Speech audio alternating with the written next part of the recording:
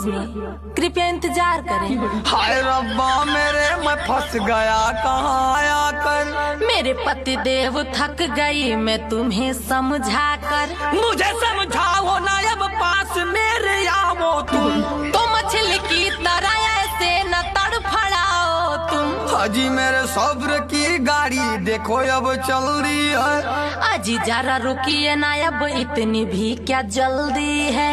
कहा त रानी तोहरे कोरवे में हम सूत जाई।